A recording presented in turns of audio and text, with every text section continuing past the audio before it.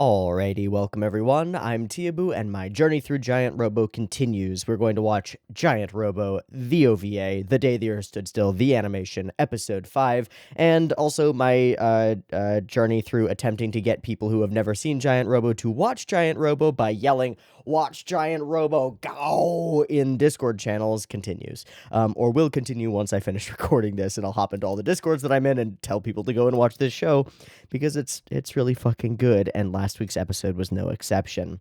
So, we started last week's episode during the midst of the Battle of Shanghai. The Electro Generation Web magic thing didn't work.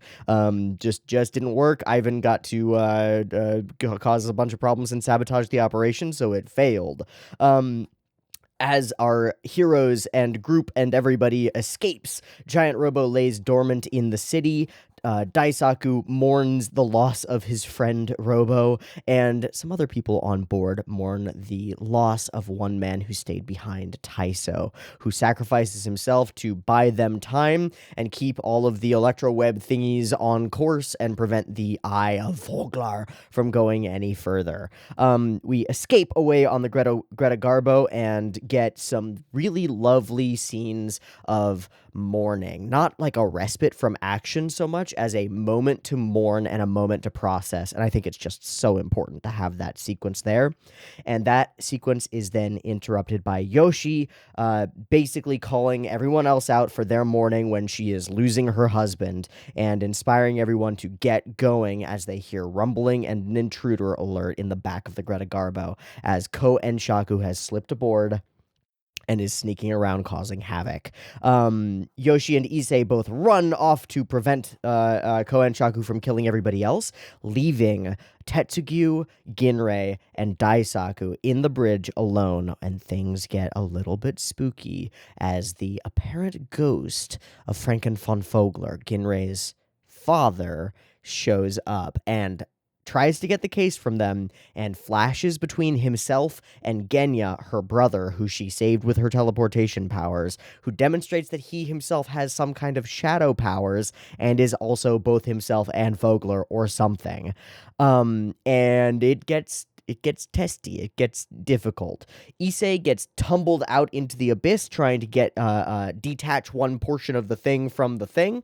Oh, yeah, also Robo reawakens, and it's a really cool scene. I totally missed that part. It happens. Issei falls and tumbles, and Yoshi also seemingly sacrifices herself in an explosion as Koen Shaku swings down at her with his sword.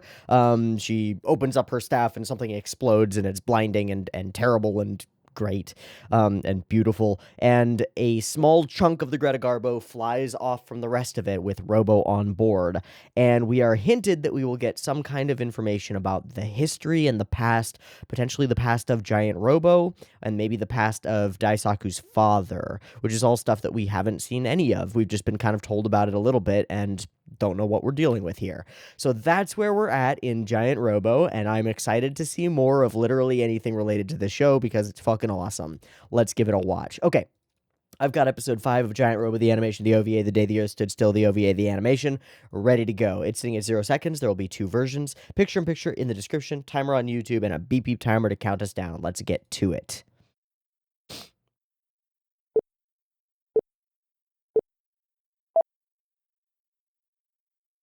Also, I apologize for my sniffliness. I don't know why it's happening. It's just happening this morning, and it sucks, but it's fine.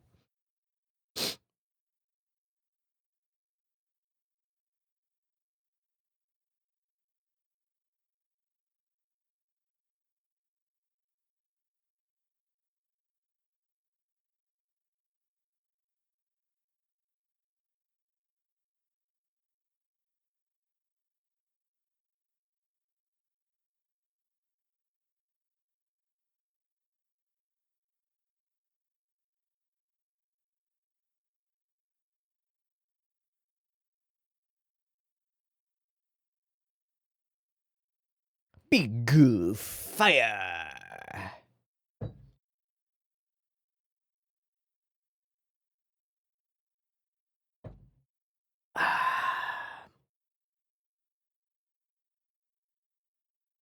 Bomb, bomb, bomb. So we might get to see some of these, specifically the one with the, like, crescent thing.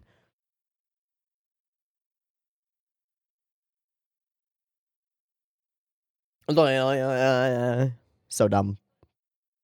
Ha! Yeah. What? Wait, those were different ones, weren't they? Because we didn't see the one with the crescent on its head, right? Daisaku.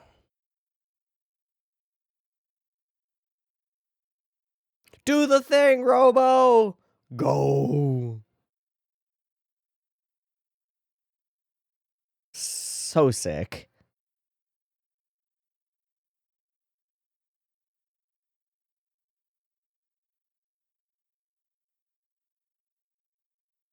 All right, start us off. What's it gonna be?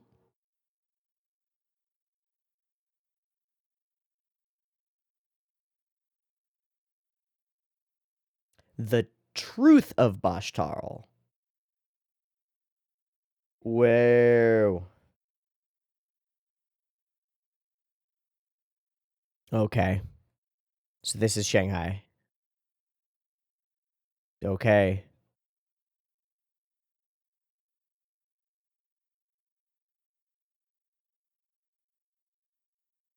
That is a big fire.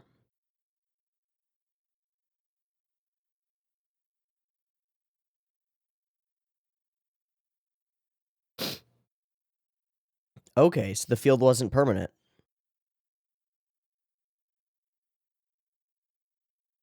Oh, this is a whole other squad. The Gen brothers.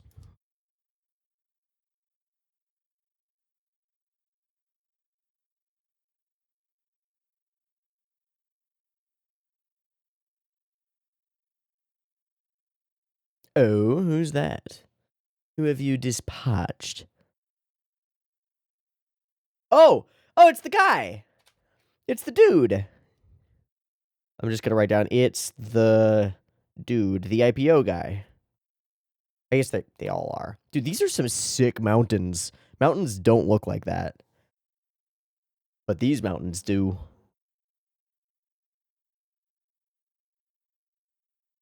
That music transition was amazing.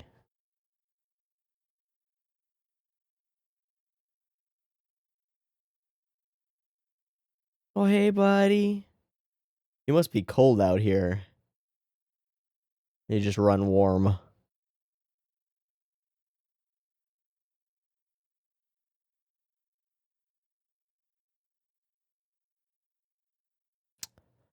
Oh, that's Yoshi's staff, dude.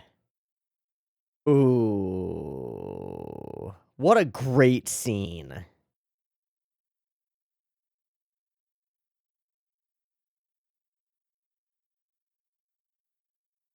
Hey, Ginray.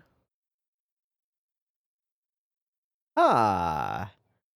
All the rescue supplies exist. Guns are good. I don't know where that disappeared to.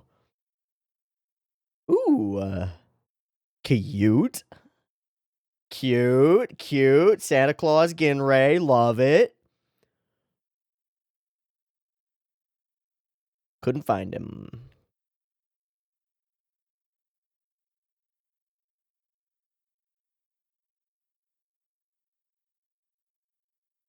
You have not lost Daisaku. What is that? Oh, okay.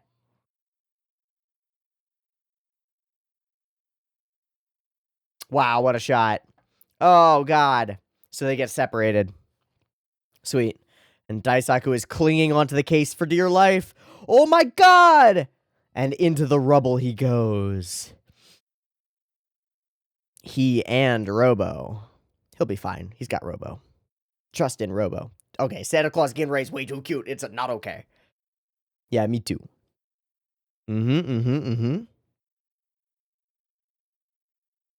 So do we get a Daisaku alone episode? Uh-oh. We can't just dilly and dally.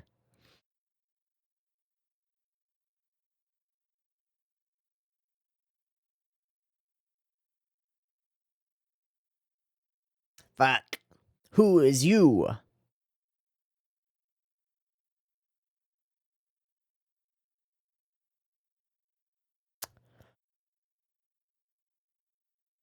Is he straight up putting him on a rail track?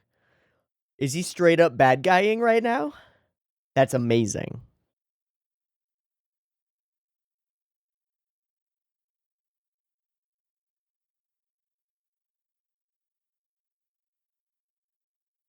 For sure. Is that Albert? Ah ha ha ha. I would love to know what he's really up to, dude. Oh, cool transition, fire to fire. Whomst? Oh, sister. Great way to reveal that. Farmel? Shit name. Getting way better.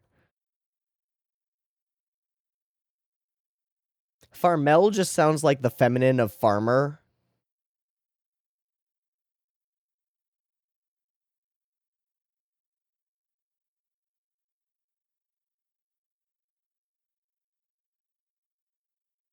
Did Robo just let him go?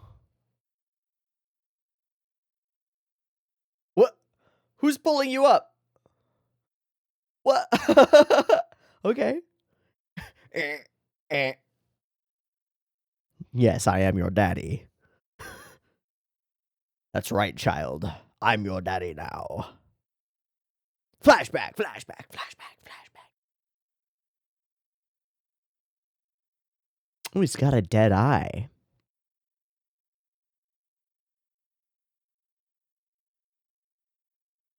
Yes, father. Holy shit. I love the way that that creates shape there. You can always call a friend. Sick. I pass this on to you, my son. Oh. He's the one who's dispatched, too. That's why we haven't made those characters meet each other for a long time.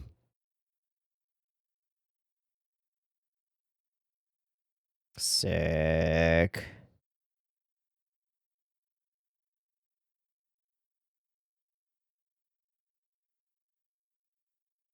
Thanks, Dad. Love the responsibility you just gave me.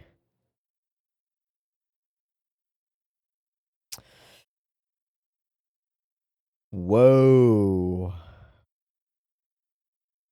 No. 100% no. That's me answering his question. No, it's not.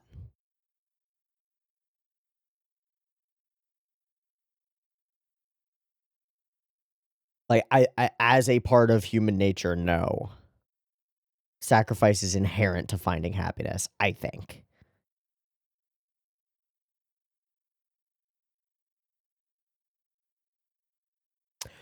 Go, yes, I am your daddy now, Daisaku. Go. Oh, fuck yeah. Who's your daddy? I'm your daddy. Sorry. Whoa. Robo C. Oh, here's the bad guy. Here's Big Fire. Whoa.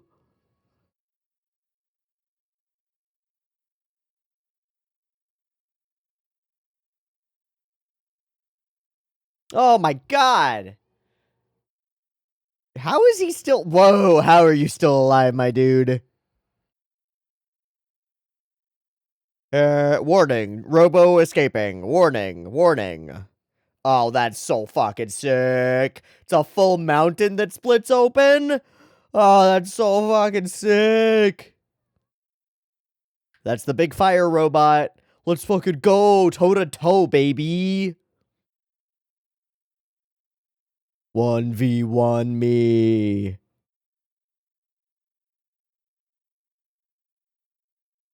Cervantes. Don't you dare try to take my toy away. This is my daddy. This is my daddy now. Okay, well, then you suck.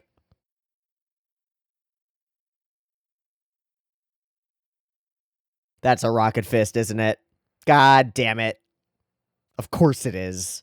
Of course it is. Oh, no. Yeah, you better hold on, kid.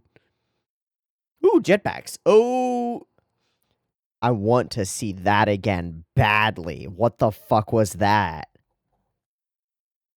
Oh, what an angle change. Oh my god.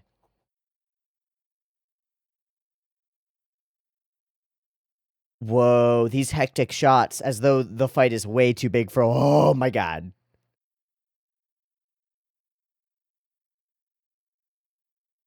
That's nuts. You okay there, Robo buddy? Do not point that shit at me, my guy. Ha ha ha ha.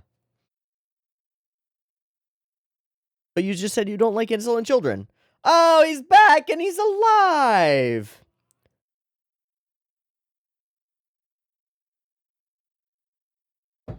The what?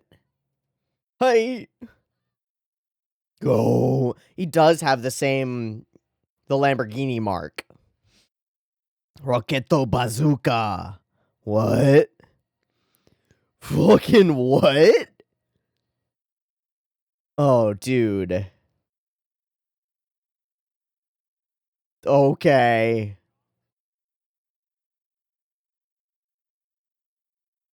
I'm pretty confident this guy's near immortal. Which would be a great power for a spy to have. Dude, so many cool moving parts. Spartan laser styles honing in.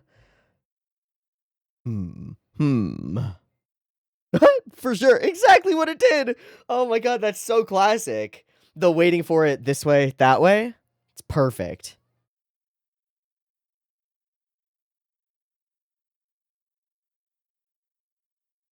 Oh. Oh.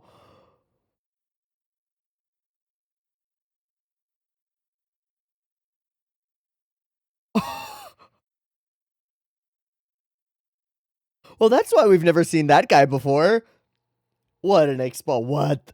GR2? Oh, that's Giant Robo 2. And it ain't shit.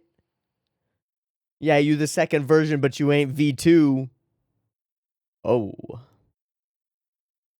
No. Maybe, but some misfortune will occur.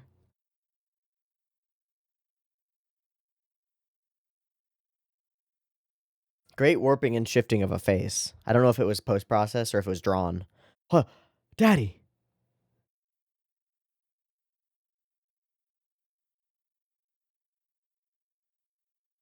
Yo, that's terrifying.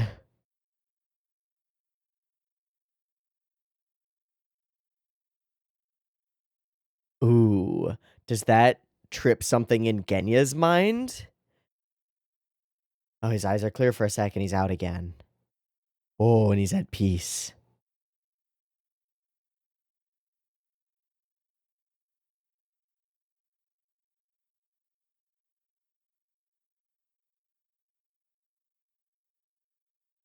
Sacrifice, right? Sacrifice. Even as his father asks that.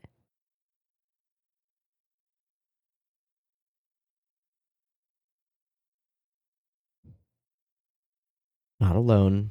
He has you and he has Robo.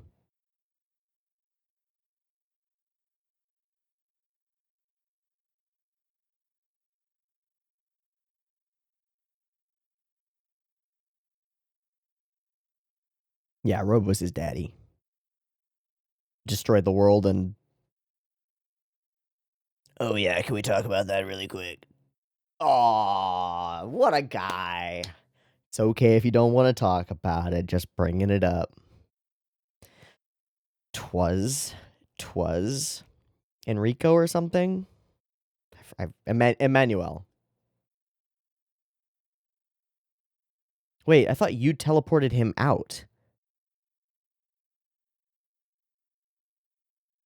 No, they teleported separately?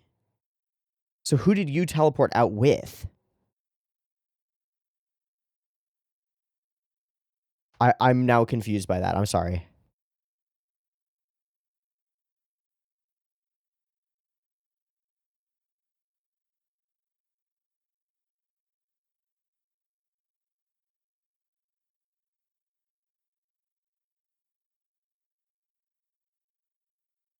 Dude, I love the snow down that spiral staircase.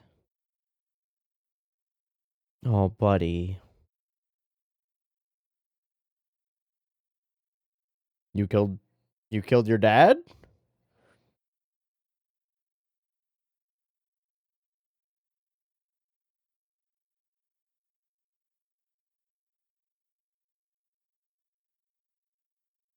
Huh?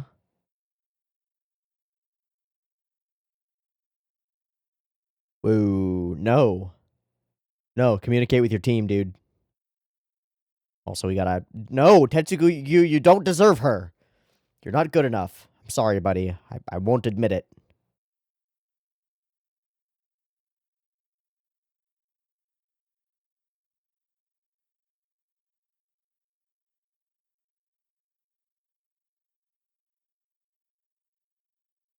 Is that the professor?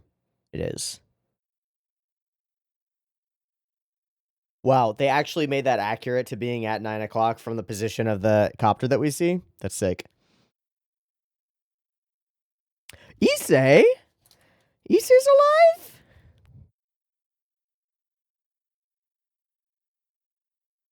Issei is life.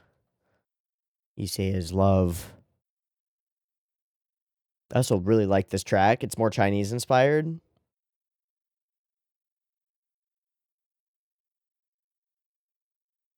Fuck yeah.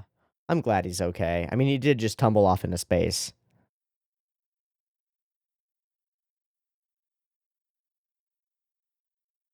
Oh,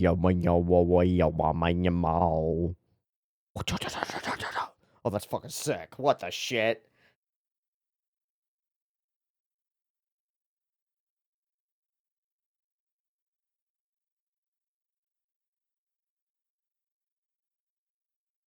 That's so fucking cool, dude.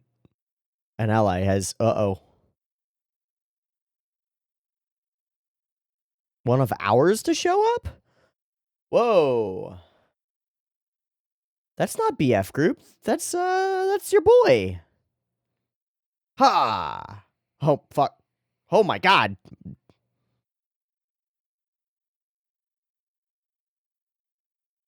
Uh-huh! Gotcha. Yeah, let's not kill each other, my friend. We're on the same side. Oh! Hey! Oh! I think he's just always alive. I don't think he can die. Because we saw him get pummeled by bullets.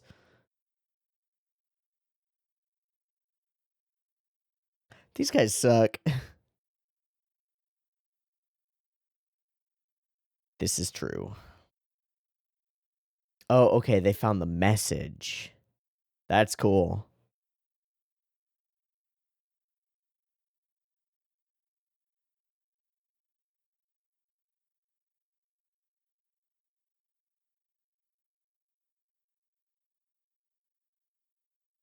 This guy reminds me of, like, budget Koen Shaku. Hmm?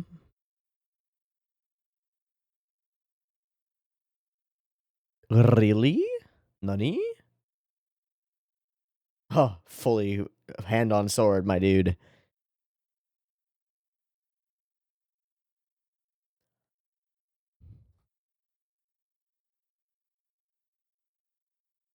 Do tell. Oh, we're at the train tracks. Oh, he asked to handle it, and he means to handle it? Nah, dude. No, you just try to go the way of your brother. My boy, do not. Do not go in 1v1 Emmanuel Genya. Don't do it. He's gonna shadow pop you, and you're gonna get destroyed.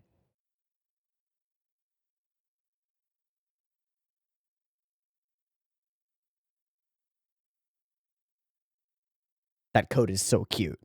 Sorry, it just still is.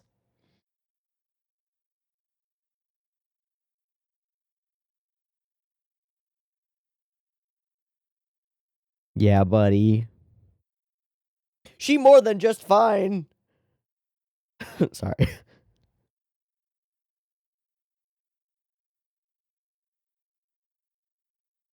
Honestly, sick advice.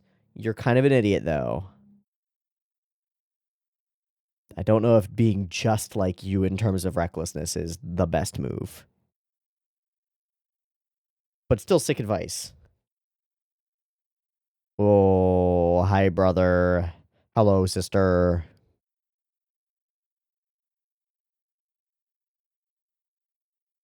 It's real. Click, clack. Boy. Yeah, there we go. Got him. 1v1 me on this bridge. He's out. He's out. Does he have the watch? I didn't see it on his left wrist. But it might be... No, it is on his left wrist.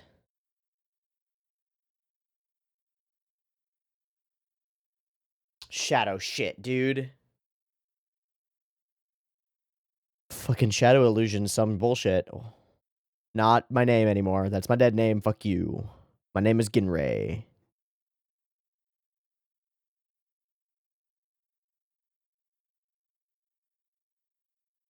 Oh no! It's Koen Shaku! Damn right, Shimata. No!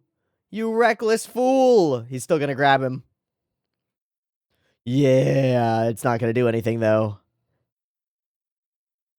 Fuck. Yo, Koen Shaku is such a great silent killer, man. Such a ding dong. No!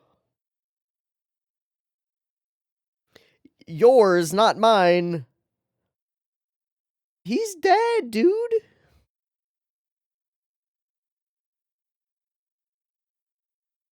I'm doing all right.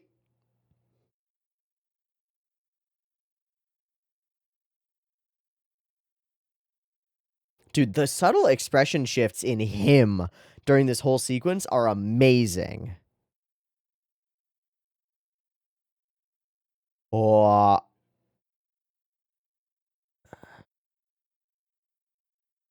you should still do it. Yeah, both. That reflection is awesome. This whole scene is amazing.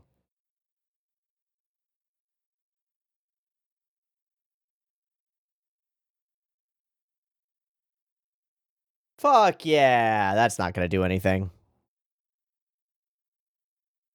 Oh, that might actually do something. He just baned him. What the fuck? Holy shit, Tetsugu. Oh, I don't think it did anything. I think Kohachaku is fine.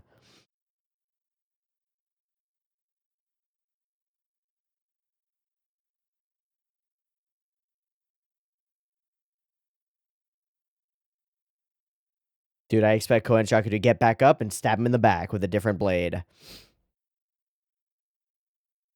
Oh, that's so sick. Oh, that's so sick.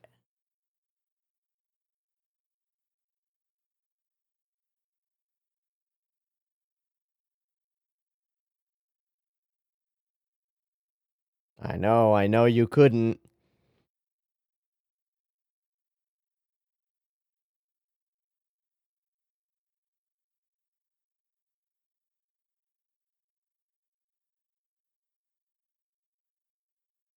Super double pissed about it.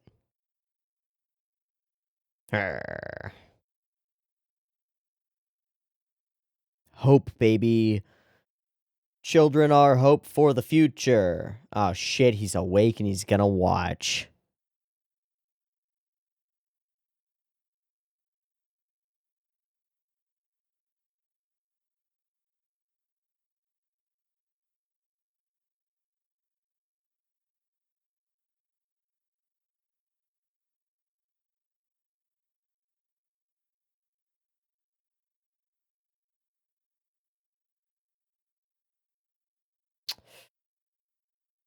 Oh, good reveal. Good setup, good reveal.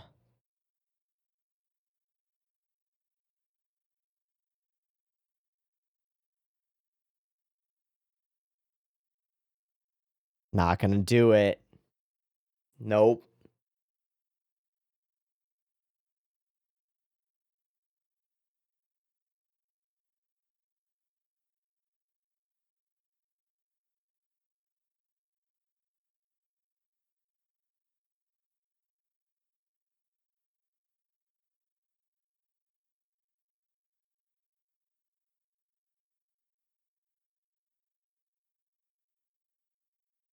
Huh?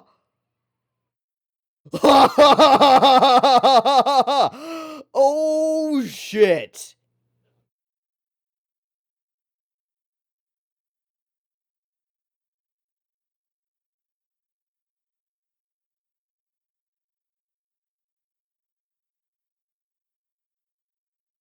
I think you can.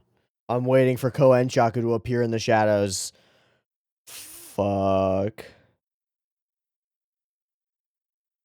In the role of Destroyer of the World.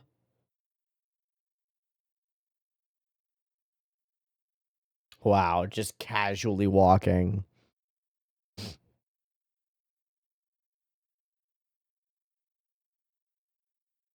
Shizuma pushed the button. The Truth of Bashtarl. And we're flashing back.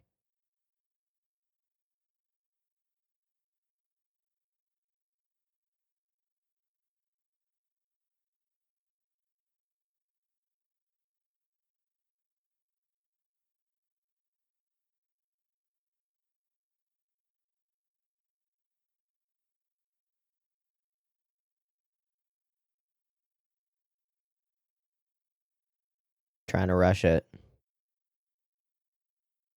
You telling me it's Vogler who's the one who's not up for it? Who's trying to hold them back? Shit. And there he is right there.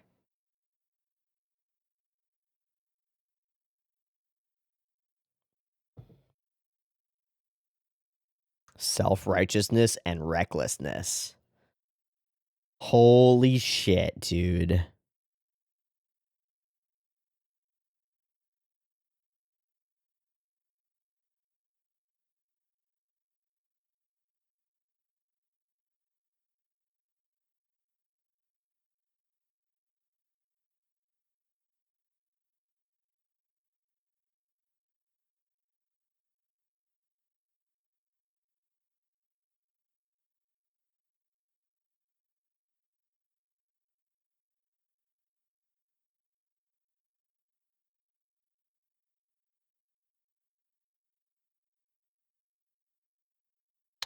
Woof.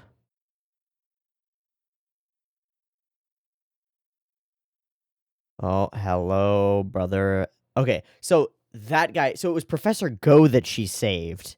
That's what's going on here.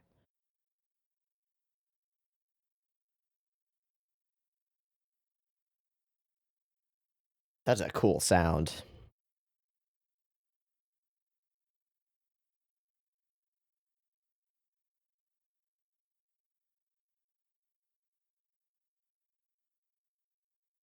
Yo, these flashes are sick. We do it anyway, without Vogler. Wow, what a twist. Okay, so Vogler's a good guy all along, kind of, sort of.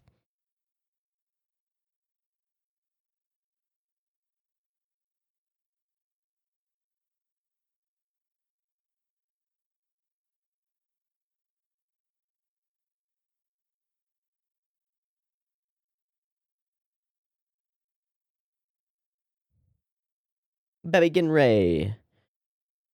Put them both on them. Something's weird.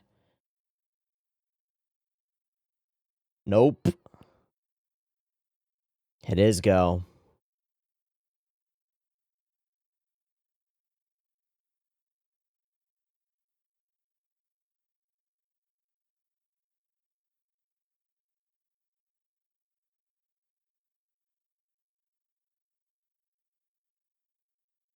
And that hand is Shizuma's hand. Wow. What a twist.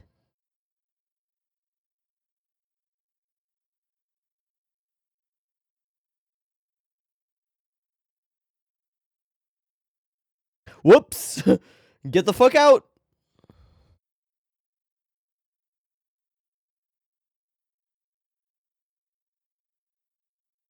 It's too much. Oh, it's gone.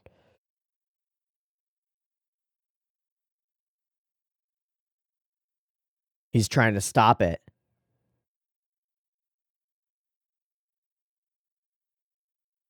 I mean, death, destruction. And that's it. Stop him. Oh, wow. Recontextualizing. And the fight.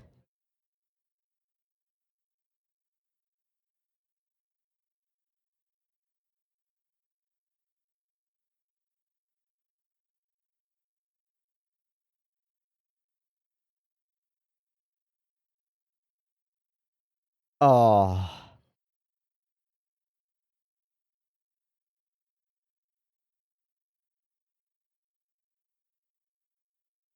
Blast doors won't do much. You gotta port the fuck out of here, kids.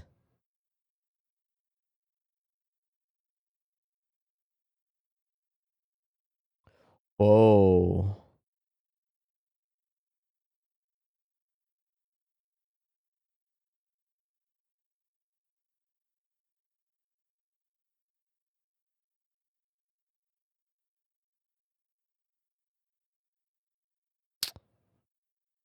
Oh man, he's crying as he does it. And Emmanuel climbs over. So he's in there. Did they get fucking fused or some shit? We gotta go.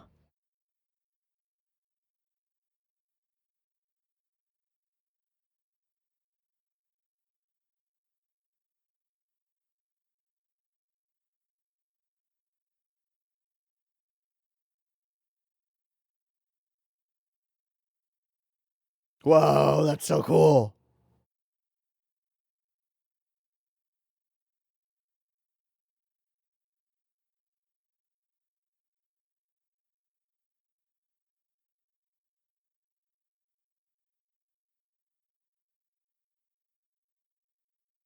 Convenience?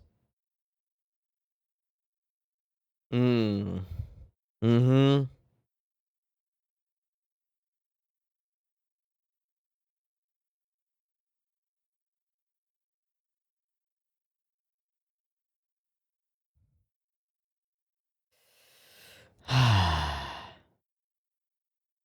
Wow.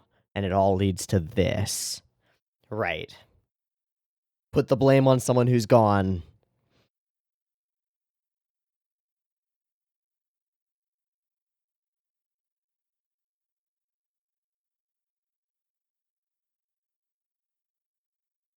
Why, though? Yeah, why, though?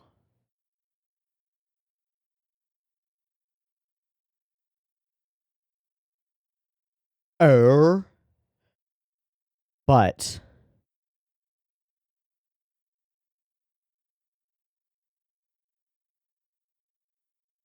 so that's how the cores got out. Okay, but he did die.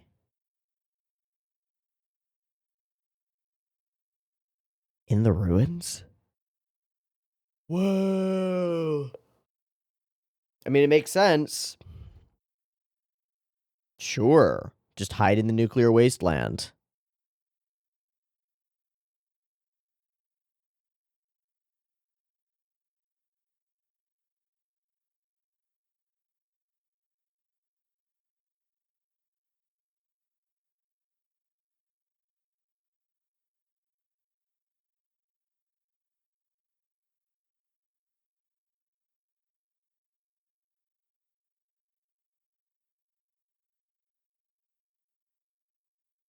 Mm-hmm.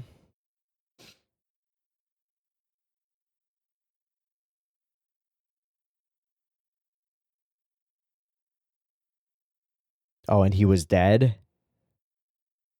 Fuck.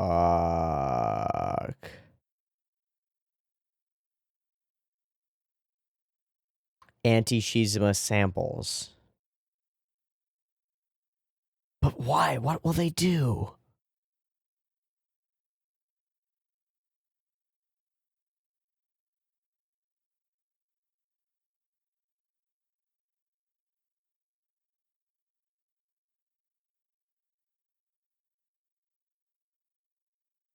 But why?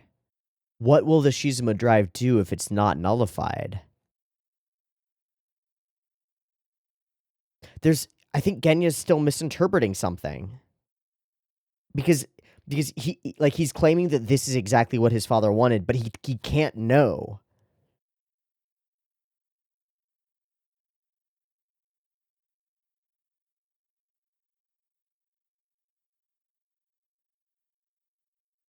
Oh my god, his facial expressions continue to be legendary. And there's that belief.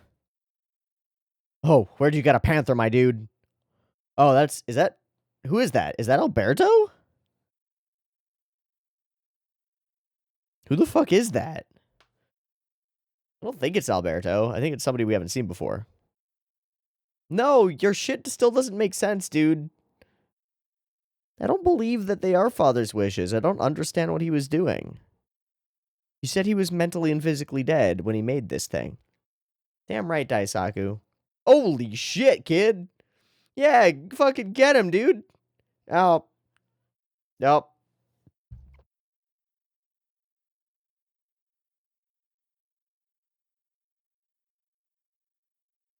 Bite his thumb. Oh. Ouch. That broke some ribs. Brushes himself off. Grab him, teleport. Grab Daisaku and teleport.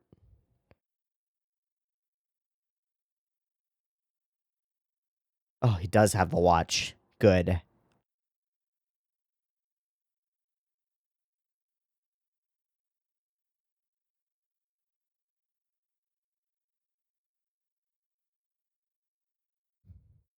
Oh, shit. Ah, Kermit, no! Oh, boy. It's a small port. It is Kermit. Hello, Froggo. Yeah, Frog Boy. Oh, no. Great bit of character animation, as usual.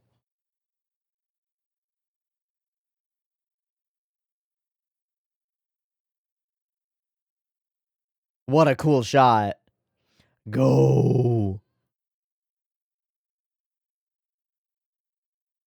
Whoosh. Yes, master. Okay, we got the case. Go indeed. Oh, Gallop's tiny. Get fucked, kid. Oh, he's sparking out. Come here. Give me a hug. Oh boy, point blank, Robo.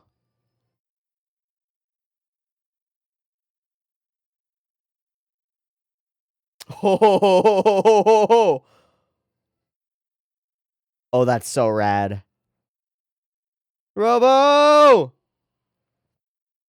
Bye, Genya. Woo.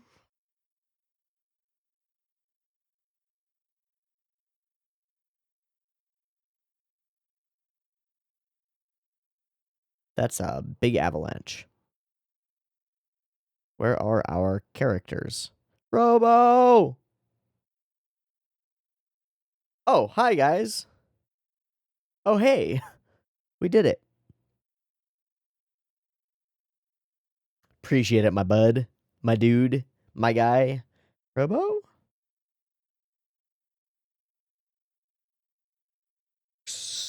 The rescue squad approaches. That's a lot of people in a plane, though. Or in a copter thing. Hi, Ganya. Farmel. Ah. Fogra. Yeah, I don't like you. Hmm. Ha ha ha ha. Right. Come at me, my dude.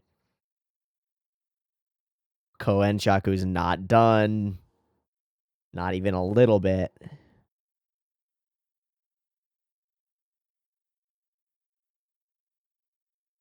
Oh, shit.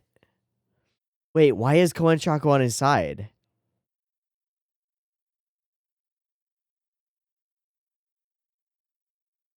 He? Big fire equals he? Question mark? All right, I'm gonna skip to the like frame at the end.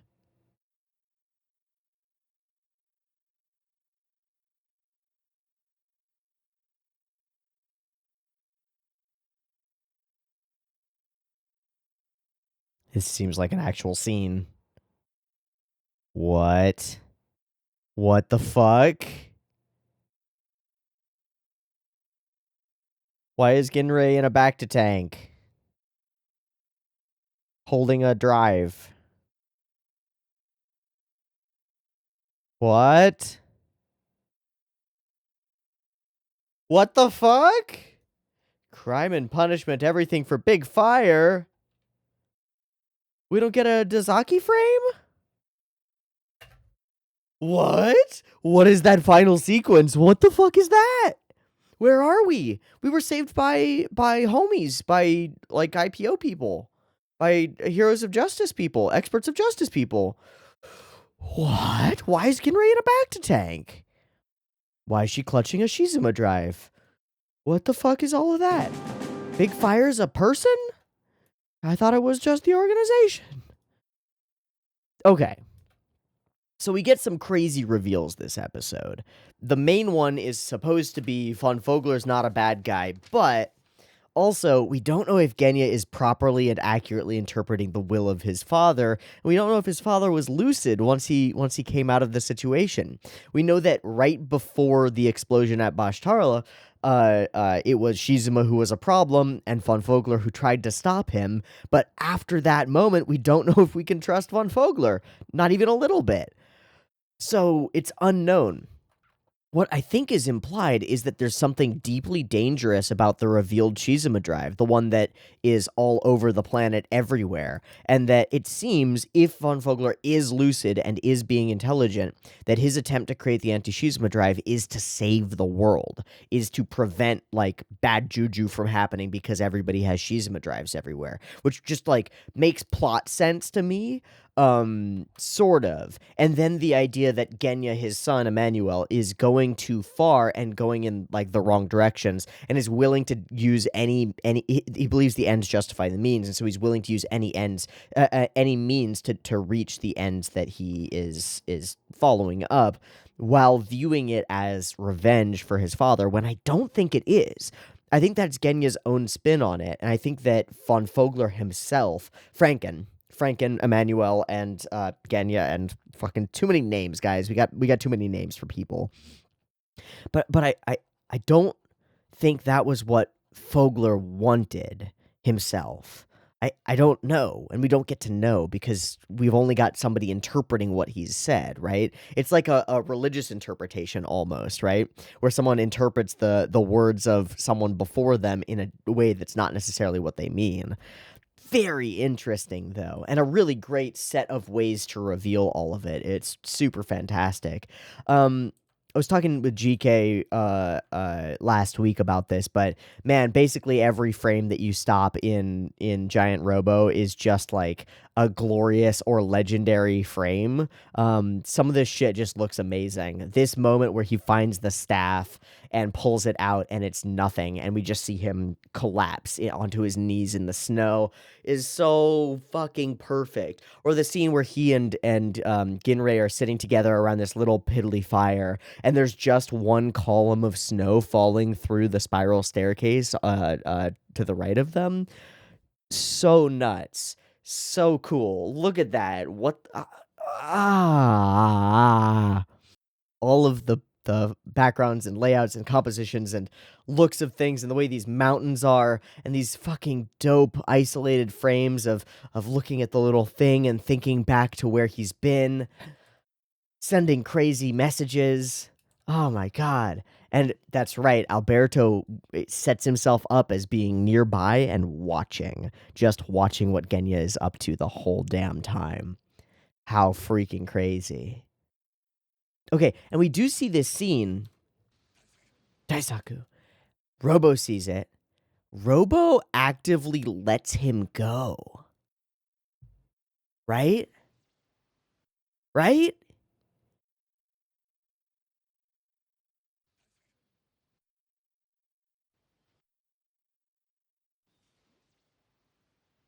Just before he's encompassed by falling snow and debris, Genya sees Daisaku, and to my mind, Robo makes a calculation, which is it's more important to let this guy save Daisaku than it is for me to hold on to an enemy right now. How crazy is that, right? That's the most insane shit we've ever seen from Robo. And the show just sort of brushes past it. It just happens. And you think that maybe he pushes his way out, but we see Robo's hand move and we know how much force Robo can apply. And and Genya like doesn't have his arms out. He's not pushing those fingers apart, right? Robo, he's got his hands on top. Robo lets him go. And he falls and he pushes off.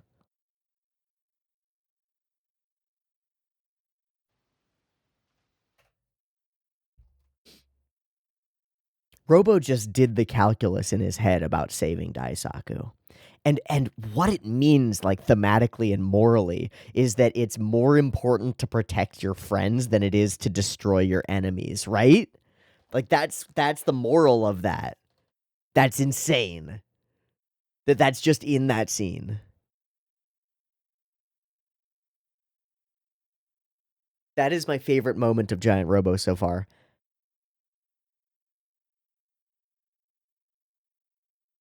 Cool Sakuga,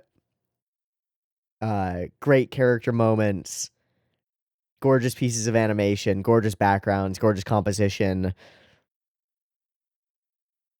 All of it pales in comparison to that moment where Giant Robo exhibits decision making, which we've seen hints of before, but fully exhibits decision making. And it's that decision. What an idea! It's more important to save your friends than it is to destroy your enemies.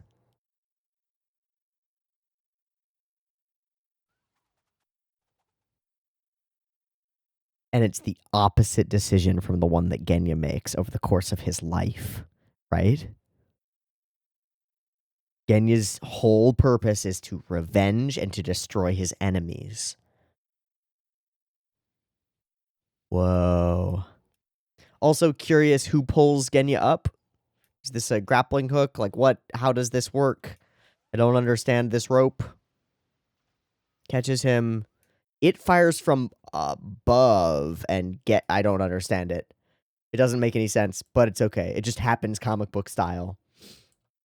And so he lays him down on some train tracks, legit and literally on some train tracks. We find that Murasame is a beast who cannot die, it seems, and has mummy powers with cloth, which is kind of cool. I gotta also admit that I love the look of this scene with the blood splatters that eventually become the corner of some object, because there's no shape. It's just a shapeless void, and then it is given shape by his blood splatter, and I think it's dope. I think it's really cool. Do you have the watch? This is everything. A great responsibility. Don't do it. Don't give it to him. Do you know what it means for you to give that to him? I really like this. I like it on a deep, like, human level. The idea, like, conceptually and thematically, of a father giving both great I know I hate to say it this way. I hate to say it this way. Great power and a great burden, great power and great responsibility to a child is a perfect mirror for pretty much every solid familial relationship. A parent will die, they will probably die before their child, and handing over whatever information, knowledge, power, whatever they have accumulated over their life to their child and giving them the responsibility of carrying that forward as well as the power that it creates is everything. And it's a classic in this kind of a show for a lot of reasons, but one of them is that we do as children, especially as boys, and to some extent as girls too, but I think especially as boys, a large portion of the relationship between father and son is your father will die. He will, if he's a good father, he will grant you the power that you need to succeed in the world. He will also instill you with the knowledge and understanding that it is you have a responsibility to wield that power in certain ways. And that little trio of information is just a core root of what it means to be a son of a father, right? And so we see it in almost every big robot anime where the father is the creator of the robot, hands it down to their kid in this sort of a way. But rarely, and this is something that I think is true across the board for a lot of Giant Robo, rarely is it this concisely put together. And it's something that I've been noticing as we go through the show. When something is good, it just tells a story that resonates. When something is great, when a piece of media is great, it tells a story that resonates as concisely as possible and as effectively as possible. You see this sometimes in old Disney movies where they tell the perfect version of the story or close to it. And I think it has to do with the number of talented and intelligent and emotionally intelligent and resonant people who are working on the staff putting it together. But for this scene to play out quite the way that it does, and we've got this other character who's bleeding out, and he's warning against giving that to his son, and yet he does it anyway, right? I know what it means, and then he apologizes for everything else. There's no more time. There's no choice. There's so much I need to make up for, but I can't. So I have to just give this to you. Using this, you have to save the world. And there's something else to this, which is this idea of unfinished business of the father. Because pretty much no human being ever finishes all of their business, right? Clearly, in this case, he's dying before his time. He's dying early. But the idea that there's this everlasting hope that the son will discover something, that the child will discover something that the father couldn't, and will continue on their work, and will follow it up in a meaningful way, and will be able to answer the resounding questions that are defining of that person's life, is so true. It's so crucially true. And there's a reason that it echoes through tons of mythologies and generational stories and pieces of media, because I think it's true. And it's reflected, this moment of resonance with his father, it's reflected on the other side by Genya Emmanuel and his father Vogler. Because it seems like Daisaku has taken the power granted to him by what appears to be a man who made robots for the BF group, right? That's the power that was given to him, and he gives him this last desire. Tell me if it can be done, if you can find happiness without sacrifice. And on the other side, we've got a character, Franken von Vogler, who the world believes is an enemy, is a bad guy, who turns out to be a good guy working for the empowerment of mankind, and through passing something down to his son Genya and not being able to do it clearly, Genya has taken that on a horrifying revenge path that's leading to massive destruction on every level, right? There's a crucialness to the fact that we wait and wait and wait to show Daisaku's father, and then show Daisaku's father at the same time that we show Genya Emmanuel and Ginrei's father, right? We do them both in the same episode, flashback to flashback. So we understand the ways that the actions of the father and the interpretations of the son can create heroes and villains. in the same episode. There's something fantastic about that, right? Because it's not just that we show one side of this coin. We show a father who gets to have a last moment with his son and gets to impart him with responsibility and power in equal measure, and a driving question for him to answer. And then we have the opposite side, which is a father who doesn't really get to have that last moment with his son. All he can say is stop Shizuma, right? Because he's broken in that moment. He doesn't have the ability to pass on all the information that he has to his son. And so Genya, with incomplete information, goes to every length that he can to right what he sees as a tragic wrong. And he might be doing some things that are necessary, but he's doing them in a way that's causing immense carnage, right? And Genya is very much, regardless of his justifications, is very much the villain of this series. Even if Franken von Vogler is not the villain, even if Franken von Vogler was a good man who tried to do a good thing, Genya is using criminal organizations and being co-opted by them and co-opting them himself. And he's going, again, it's when the ends justify the means can become mean. It's the way the saying works is there for a reason. It's fucking interesting, man. This is interesting character writing. This is powerful character writing. And beyond that, again, it's mythological in nature. It's resonant on a level that transcends. This is the interaction between Daisaku and his father. This is an interaction between a father and a son, right? This is a mythological level, archetypal interaction. And it's executed, I think, perfectly. Tell me the answer to that question one day, as he grasps his wrist. Can you achieve happiness without sacrifice? And it's changed later when we hear it in the flashback. It changes slightly.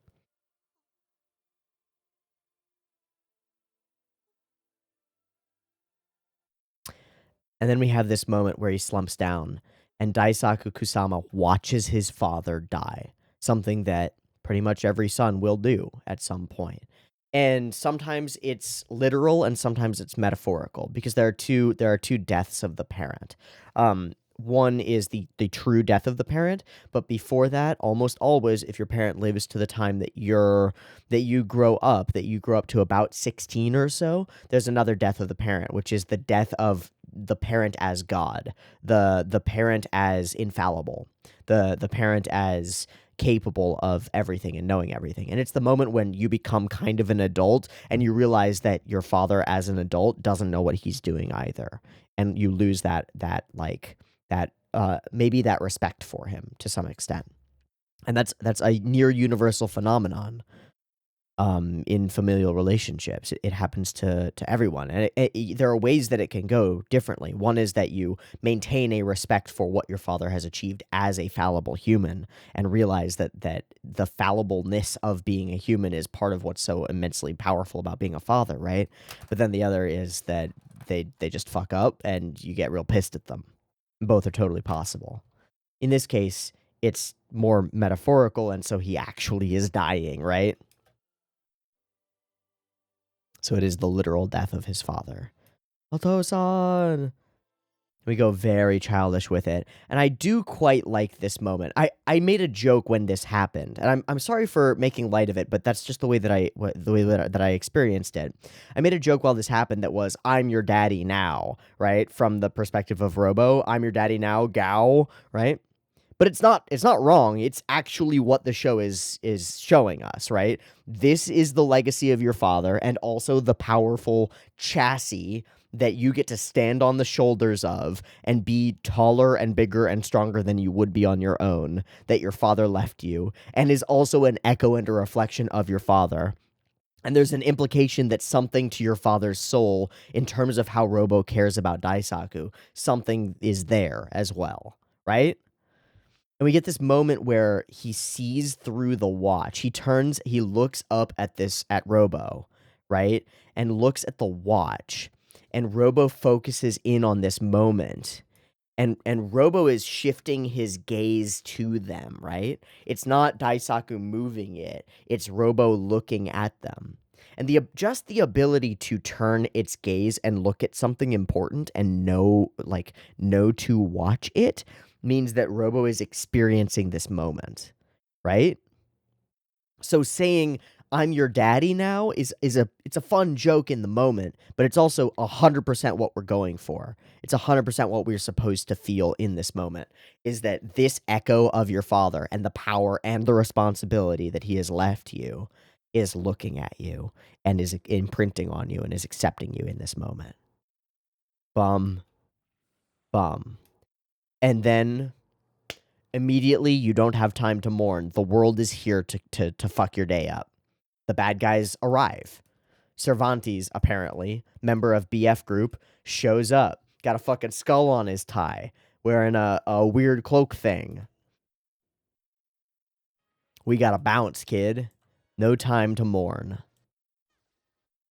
Oh yeah, also Murasame fucking explodes himself, and he's fine. Totally immortal. I don't know what his deal is, but it's dope. Okay. So we move from really interesting, emotional, and like character stuff that's fantastic into dope as fuck battle sequence. One of the better battle sequences that we've had, full stop. Just like no doubt. Love this opening thing that a giant full mountain explodes in half and becomes this guy with Cervantes on top. All he does is cackle and laugh, and Daisaku goes to battle for the first time. Holy shit, it's dope as hell. The rocket punch is a classic reference to something, but I don't know what. And it's sick as fuck. I mean, it's just genuinely sick as fuck. Again, sense of scale between giant robots fighting is awesome. I want to see this because this is part of the same frame, and then it snaps into a cell on top of it. Got it. Done.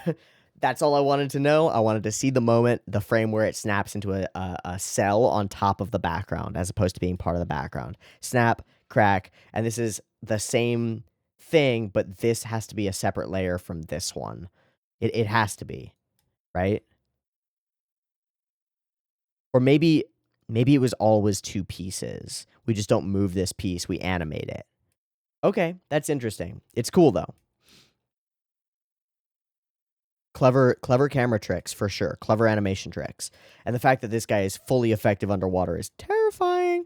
All of the water effects, as before, as with the scene where Robo like skims across the water, all the water effects are awesome and just really dope.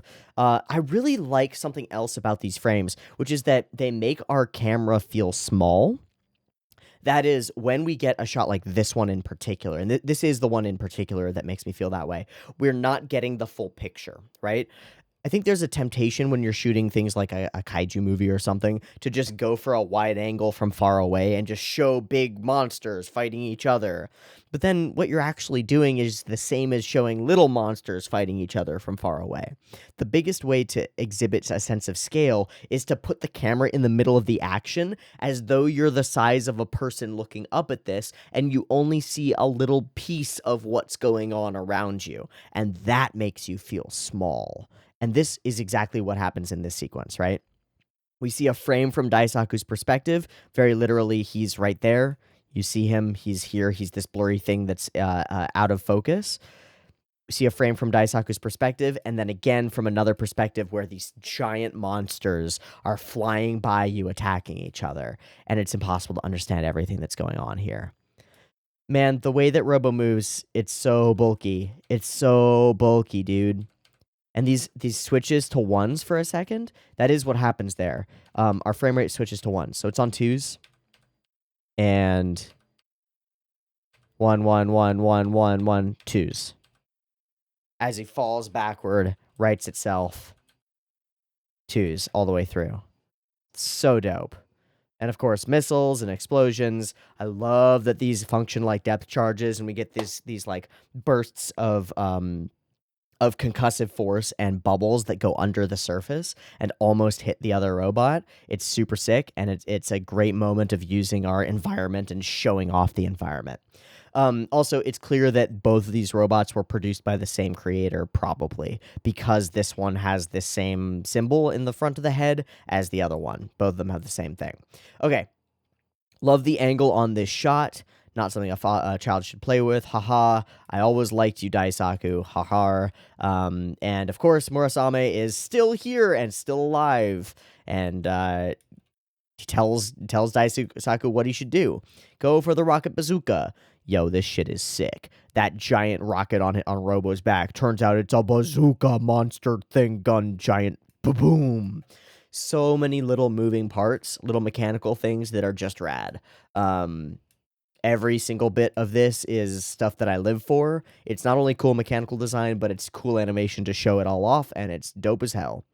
I don't know what powers are in play there between the two of them, but again, it's rad as hell. And this whole scene, oh yeah.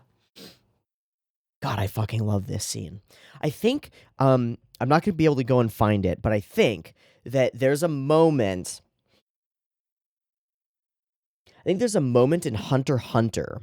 It's in the 30s episodes. It's when Gon fights Hisoka in the arena. So if you know what I'm talking about, you know what I'm talking about. And if you don't, I'm not really spoiling anything for you. Gon fights Hisoka in the arena. And there's a moment where Gon slips away and gets away from him and like breaks line of sight with him. And I'm pretty sure that the scene plays out with Hisoka looking this way, a flash away to something else, Hisoka looking this way, a flash away to something else, Hisoka reacting to Gon incoming, right? This is a classic sequence that is done when a character is waiting for another character to act, and we're like, is looking this way, is looking this way, is waiting for them, is drawing a bead on where they could be, and then the action starts again, right? We get that moment perfectly here with Robo. Giant bazooka, other enemy under the water. Robo looks this way, and we angle it this way, right?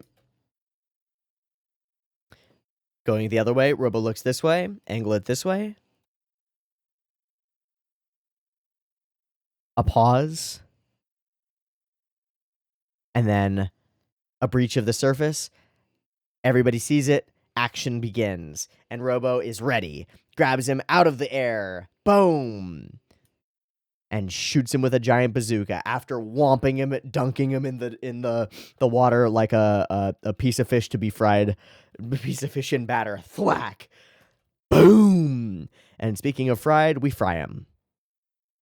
We also focus a little bit on the eyes of this other robot right in front of him, right? Like, this is a fucking kind of a person that's being killed, and as it explodes, I think we see the eyes specifically go flying. Yeah, we do. That's rad. Ginormous, amazing angled explosion beam thing with steam coming up from the water as it's pushed away just by the power of this fucking bazooka, then fully explodes an entire mountainside in stages. I love that moment where like the mountainside cracks and fire shoots out of it before it all explodes in a big Canada style impact frame and becomes this circle and then another circle. And he calls it GR2. So sick. Such a cool fight. And then we get the moments, the questions again, a reflection of his father inside the robot. Can happiness be achieved without sacrifice? And can a new era be reached without misfortune? Maybe. Can a new era be reached without misfortune? Maybe. Can happiness be achieved without sacrifice? I say no. And this is me saying no. This isn't the show saying no. It might answer differently. It might come up with a different answer because it's a show and it can come up with whatever like thematic through line that it wants to. I say fundamentally no. Human happiness is contingent on sacrifice. And that might seem sad, or it might seem, I don't know, even pessimistic, and I don't think it is. I don't think it is at all. First off, I don't think we value things that we don't sacrifice for. When you're given gifts, this is easily documented and easily shown. When you are given things and they're easy for you to achieve and you don't have to work for them, you take them for granted. It's just the way that humans work. You take the level of comfort that you are provided, and you take it as normal. It takes a lot of effort and even sacrifice when you are given many things to not take them for granted and not take them as normal. When you work for things, they mean more. Very, very literally, if you have people work a hard day to eat, they find more value in the food that they are eating. Like you can measure it in terms of their uh, uh, in terms of their responses and how they'll rate the quality of a meal. And it works for almost everything. Working hard is part and parcel to enjoying the reward of working hard. When you are just given rewards, they mean nothing to you. It's the way we're wired. It's the way we're built. And it makes perfect sense evolutionarily, right? To work hard, to sacrifice in order to achieve things is the way we find happiness. I think it's 100% true. And I think we conflate having the effects and the trappings of happiness with the actual experience of happiness. But true fulfillment and happiness for us comes from sacrifice and then being rewarded. Now, there are other paths for this, which is if you continuously sacrifice and you're never rewarded for it, then bitterness is the result of that, right? Almost every time. There are very few people who are willing to sacrifice continuously without being rewarded and are cool with that. They do exist, but they're few and far between. And often I think people will call that kind of a person a saint, not in the religious sense necessarily, but in the colloquial sense. But do I think that happiness can truly be achieved without sacrifice? I think no. And I think no fundamentally, not as like it's necessarily impossible, but in terms of the way that people are wired and the way that the stories we tell work, I think no. I think you have to go out and fight the dragon in order to get the treasure. I think you have to go into the underworld and suffer before you can reemerge as another person. I think these are the fundamental ways that we tell stories, and I think they're fundamentally true about life. And I'm young, so I don't know shit, right? Like, take everything that I say with many grains of salt and as many as you want. But I think it's fundamentally true that if you want to seek happiness, which isn't necessarily the best goal, it's not necessarily what's worthwhile in the world is happiness. But if you want fulfillment and happiness, find something worth sacrificing for, subject yourself willingly to that sacrifice, and then see what happens if you put your heart and soul into it.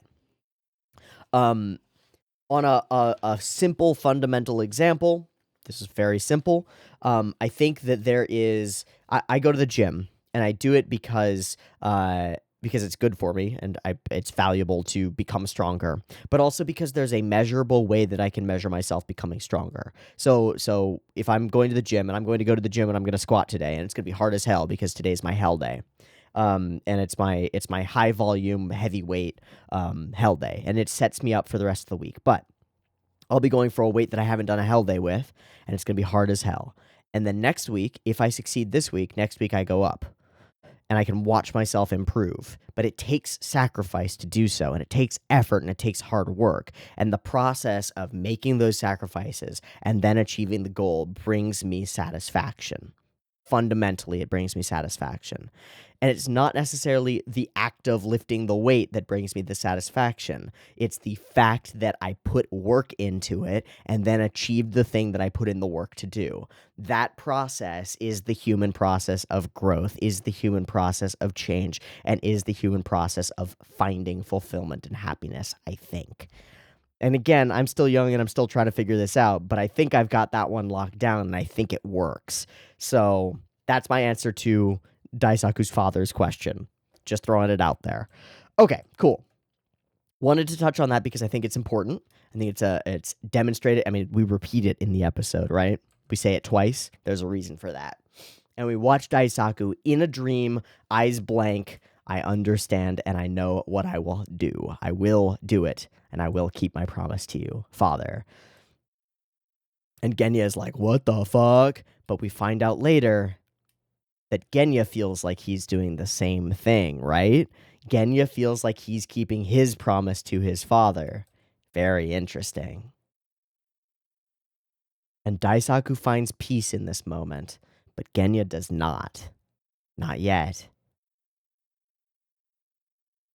And also, if everything was normal, he would live the simple, happy life of a child. Well, already that has been sacrificed, right? Already it's gone. And already he pushes every bit of this story. Okay, I love this scene.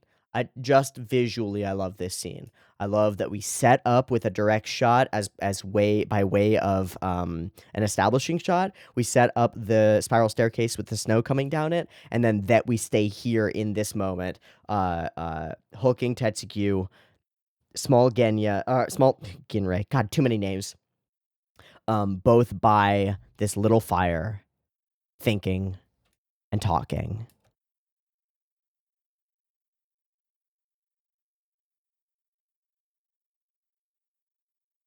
Right. His parents died, and next thing he knew, he was alone. Sorry, because this echoes on her life as well. I myself doubted my own father, even if it was only for a moment. But Daisaku is strong. And she says it explicitly. Being with Giant Robo, it's almost as if he's always with his father. Right. I'm your daddy now. You're right. Compared to that, my father, we bring up the brother thing, and then he immediately, this is a good moment from him. He brings it up and then goes, you don't have to talk about it if you don't want to, just by the way. It's a pretty good moment from him. It's okay. I'm pretty sure that was my older brother, Emmanuel. I thought he had died. And at this point, I realized that she didn't teleport out with her brother, that she teleported out with Professor Go, which makes some things click in my mind that I just hadn't put together before, and it's my mistake for doing so. I just didn't recognize young Professor Go as Professor Go because I'm dumb. Holy shit, that explosion is dope. Woo! And I've done it as Professor Go has asked. Cast it aside, become a part of the IPO, and we reveal that Tetsugu also killed his own father. Damn. When I was little with my own hands. Okay, so the rescue team is here, and he asks not to do it. Let me handle this my way instead. Cute, probably not a good idea. But it is the way that the story plays out. Love all these backgrounds, love the lantern things, such a cool idea from Issei. Also love that it reveals that Issei is himself alive. This whole sequence of Issei pulling out the thing, blood, smear, pattern, jutsu, into whip, whip, whip, whip, whip, whip, whip, whip. Oh my god, it's so much cooler than I thought it was.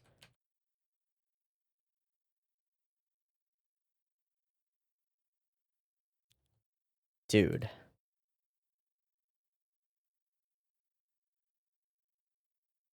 Dude, that's so fucking sick, Issei.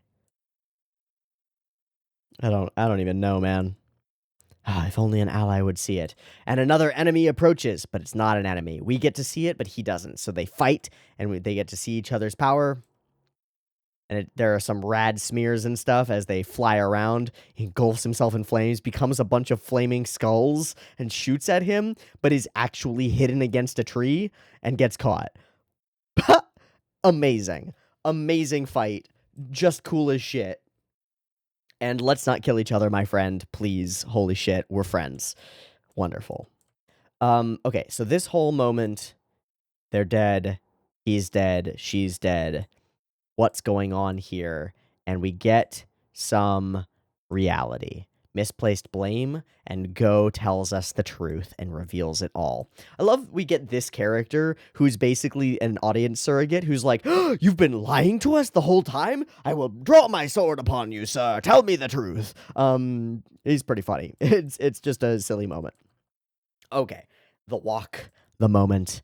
Clearly a sacrifice. I mean, there's such a death flag here for our boy. I mean, it's bad. He tells us about himself killing his own father, and then as they are walking, begins to tell us about a bunch of shit. I guess it's a little bit later. But yeah, keep believing in your father. Think of everything that's happened until now as a dream. Don't doubt yourself for a moment. You'll only regret it. Just like me, right? Basically takes his whole character and tries to impart it on Ginrei to some extent, which is be a reckless fool, and then he proceeds to be a reckless fool, but in a more restrained way than he usually does. Oh, buddy. Death flag. I really need to commission just like a flag that says death flag on it so that I can just wave it around. I know that in one of my first reactions ever, I made a little one out of paper, but I mean, like going hard and getting a real one and just being able to wave it around, it's probably a good idea. I might fully do that. Keep an eye out. Death flag coming soon to Teabu. Just like me. So up we go, and we face off against Genya. We've brought your case. I love the way that she flashes it open, ding, and then it has a full impact frame of flash, ding, and then immediate close, put it away, right? Where's Daisaku? What's up? Okay, now, go. Throw the thing, catch him up, and it's all a trick, it's all a trap. Hello, hello. Hello, hello. Trying to double cross me, are you? Wait, if you're my brother, then who is Just Snow and Koen Shaku? Seemingly unkillable murder monster. That's bad. And away he goes, and you get stabbed, and immediately we know that Tetsuki's gonna die here. Great scene, though. Super great scene. Also, I believe I said in this moment, Koen Shaku is the best killer, like silent assassin, so dope. Has been to us like a boogeyman character. He's unstoppable, unharmable. Every time we've shot energy or bullets at him, he just whips his cloak up and deflects it, right? Seems unkillable, which sets up, honestly, it sets up for when Tetsuki gets up in a moment and snaps his fucking back, right? Like absolutely whomps him real quick. It's really good. And the whole sequence plays out like on beat. It plays out super quickly and it's really rad. Okay, the other thing that I want to express is the expressions of Genya during this sequence and a couple of later sequences are so fucking cool as he shifts from like as he understands different pieces of the puzzle, his expression shifts in ways that show that he is kind of unhinged a little bit. Like this very put together character shifts through these expressions, right?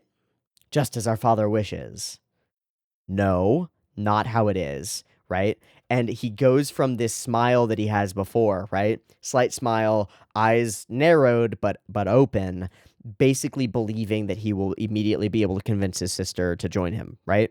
Seems to be what he wants. And then she responds with rage. He like gets this like moment of shock, like, "Oh, that wasn't what I was expected." And the corners of his lips turn down. What's the matter? Don't you understand? You know what I feel, right? We feel the same way. You see the world from my perspective. People don't have different perspectives on things, right? Why would you hesitate?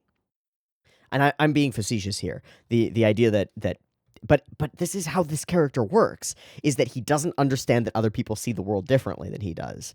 He sees the world in one way, and that is the universal experience of the world. That's how the world is, obviously, to everyone, right? That's making a villain. It's a perfect way to make a villain. Somebody who believes that they have the answers to everything and that their way is the right way and doesn't see other people's way. That's great. That's quality villainy. Especially because he believes that he's doing this for justice. He believes he's doing it for the rights, the right reasons. Brother. And all she says is Nissan. And he then like justifies it again and gives her another option, which is just join me and we'll rule the universe together as father and son, brother and sister. But still, it's the same speech, right? I can protect you. I have an understanding. I have power now. Don't worry, little sister. I've got this. And she just hits him with, no, brother. And his eyes shift again to be more kindly, right? Koan and Shaku. Right. She tries to teleport and he reacts immediately. Is that what you'll do? And he hits her with her name. You know it will happen. Will you sacrifice yourself for this? Why? Why? And I love the reflection of them in his pupil or in his iris. I don't understand it. But he's the way he snaps between moods is unpredictable. We talked about this during Odd Taxi. There's a moment where, oh shit, what's his name? I forget his name. He's the game developer guy who gets super into games. There's a moment where we see his eyes moving around in unpredictable ways, and it's freaky as hell because watching someone's eyes and being able to predict what they're thinking, what they're looking at, and what they're going to do next is crucial in a high intensity situation. It's what we do as human beings, right? When shit is going down, we look into somebody else's eyes and we try to understand what they're about to do so that we can react to them.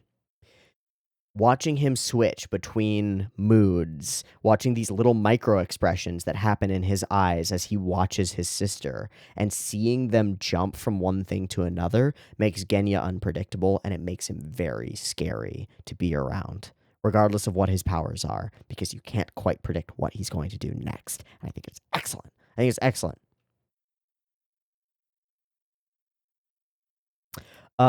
Shut up!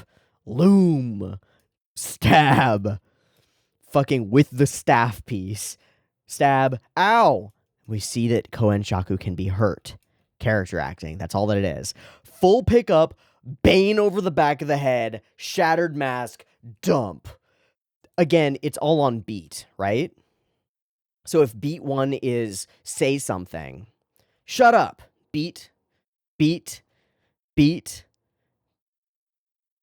React, react, react. Pause. Beat. Beat. Huh. Drop. It's so sick. So, mortal wound already on his last legs. I've made a promise. I will continue that promise. I will do this shit. Let's go. Takes a bunch of gunshots. Drags the sword straight through railroad ties. And we get this dope-ass background animated sequence of him shuffling forward while dying and admitting his hatred of Daisaku, right? Basically doing in one dialogue sequence his full character arc, which is, of course, grr, this kid's taking all the attention. Wait, why is everybody fighting for this kid? It's not worth it. Wait, this kid has things that he's sacrificing for too.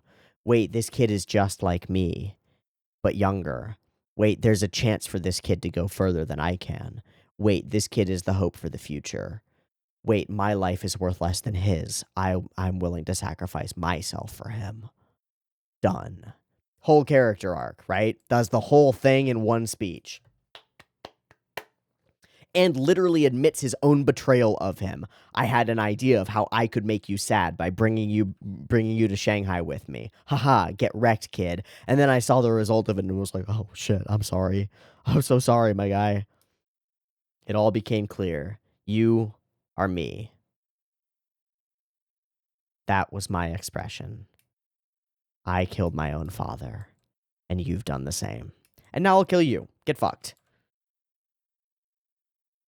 But I was also projecting onto you the entire time. I'm sorry. I will protect you so that you don't grow up to be an adult like me. Full 180 from telling Ginrei that she should be just like him, right? And gallop. Wait, what? Kathunk. And he's dead. In an instant, he's gone. But he gets his moment. It's a really good death sequence, I think. Really good. So, deactivating the anti-Shizma drive so that he could bring his own mecha. You're not my brother. You're not my father. There's no going back.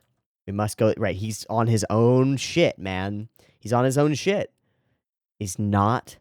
Right. Have you been able to live your life forgetting everything? Not willing to understand that other people have a different perspective. Impossible. Cannot understand. Do you not remember what happened? And how it went? And so we flash back.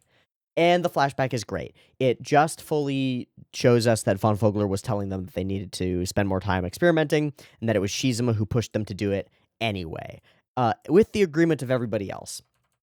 So they do it anyway, get some classic scientist versus scientist framing, really good shit, and make a decision to go forward with it anyway. I gotta, just as an aside, I gotta mention that the sound effect for these spotlights, de-doom, de-doom, de-doom. It's like drum beats of war before this whole thing goes down, and it's so sick. I just love the sound effect, and I love that we put it behind them, and again use the flashing light and shadow of the sequences that we've seen before to tie it all back together visually and emotionally while showing us a completely different perspective. It's rad as hell. So they all make a decision, and we notice something is wrong. So it seems like he didn't have the keepsake on him, that it was his father coming in and giving it to him. Why? I don't know. I think it's probably some other kind of hope for the future from the children sort of thing. But we jump back into the flashing light sequence to show us and hear all of the things that we've heard and seen before and demonstrate that this hand, it's not Vogler's hand, but Shizuma's hand, and he is the one cackling in this moment and causing something to go wrong, and then fleeing from his own creation. And it is Vogler who semi-heroically runs back in to try to prevent it from getting worse, and also to understand what was happening in the moment and do the science thing, right? Pretty interesting as a choice from Von Vogler. I love that these sequences of flashes get even more hectic and absurd and insane as we go through them. And it feels like there are more different flashes. Like there's another layer of what flashes that we don't see before, but I don't know what it is. It's just nuts. It's just fucking nuts, man. But up he runs. And so we get all these things recontextualized. Stop him. Vogler's gone insane. Has a completely different meaning than we thought it meant. How cool is that? I think that's really cool. Recontextualization is one of my favorite things to do in a piece of media. Take something that we've seen before and make it mean something else because of context. And they do it expertly here. And I think it's really good. Okay, so the explosion. I love all the blast doors. Von Vogler goes in and does this thing. We must create it as soon as possible. We mustn't have any fear. And so he's going to experiment and understand what is going on now. It's excellent. And they flash away, and that's where the thing is. And we're back. How could you have done this? How could you not have cleared his name? And we explain why that happened the way that it did. And it makes a lot of sense. But he cannot live on because this operation was, quote, planned by our father. And I don't think he's right. Maybe he is. Regardless, he's not doing it in a good way. So he tells us the story of hiding under there and of his crazy father finding the thing and going nuts and locking himself in a lab and creating these samples to manifest something different and to stop Shizuma somehow. Then he died. And Genya burned him and believes that he is continuing on his work. And I believe that he believes it, but that doesn't mean it's true. Now, is this man Big Fire? He's got some dope-ass gems and a dope-ass panther.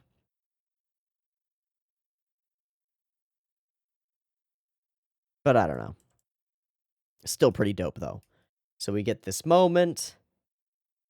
There's no fucking way Daisaku fights against it. We get out of here, get a crazy fight with the other thing, with Gallop, and it's dope as hell. And we get this 1v1 between Alberto, the Impact, and Genya. And then a weird scene where Ginrei's in a back to tank and Daisaku doesn't know what the fuck is going on.